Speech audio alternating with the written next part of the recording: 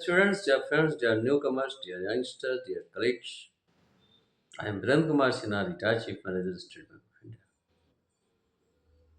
I would like to share some views about QR code. What is QR code? This is quick response code, and this is very important and very convenient, very easy for making payment to any parties, either shopkeepers or any persons. Even a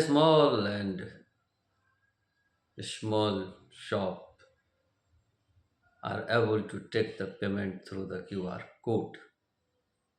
So QR code is very prevalent nowadays, and there is no problem of changes, money changes.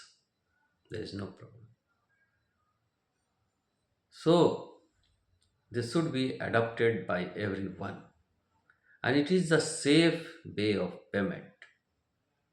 You should only keep your password confidential, and this is very useful for you all. In case of UPI, this mode is very important and easy mode of payment. दोस्तों, QR code का आज के दिनों में बहुत ही महत्वपूर्ण योगदान हो गया है। छोटे से छोटे दुकान में, बड़े से बड़े दुकान में, ठेले वाले के पास सब जगह क्यूआर उपलब्ध होता है। क्यूआर कोड का मतलब होता है क्विक रिस्पांस कोड। तो हर जगह ये अवेलेबल है। अब वो प्रॉब्लम पुराना वाला ख़त्म हो गया कि रचकी नहीं है, खुदरा नहीं है, रिटर्न करना है, कैसे रिटर्न करेंगे, किसी दुकानदार को देना है, कैसे देंगे। इस तरह से ये यूपीआई सिस्टम का बहुत ही महत्वपूर्ण यूज़ हो गया है हमारे जीवन में, और क्यूआर कोड के द्वारा पेमेंट करना बहुत ही सेफ मेथड है।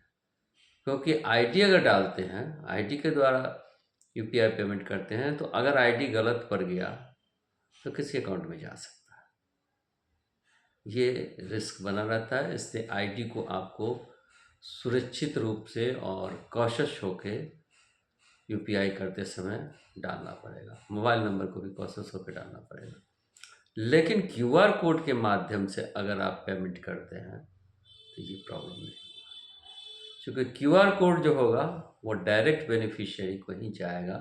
वहाँ पर कोई मिस्टेक होने की संभावना नहीं रहती है। इसलिए यूपीआई सिस्टम तो है ही अच्छा, लेकिन उसमें क्यूआर सिस्टम का बहुत ही बड़ा योगदान है और बहुत ही यूजी और कन्वीनियंट होता है पेमेंट करने के लिए। बस आवश्यकता है तो सिर्फ सावधानी की, अपने पासवर्ड को किसी को डिक्लेयर मत कीजिए, बताइए मत, और अपने मोबाइल को मत दीजिए किसी को पेमेंट करने के लिए कभी। और ये सब आप मैंने यूपीआई सिस्टम अगर रखते हैं या इंटरनेट बैंकिंग रखते हैं तो पासवर्ड वगैरह को आपको कॉन्फिडेंशियल रखना पड़ेगा। धन्यवाद।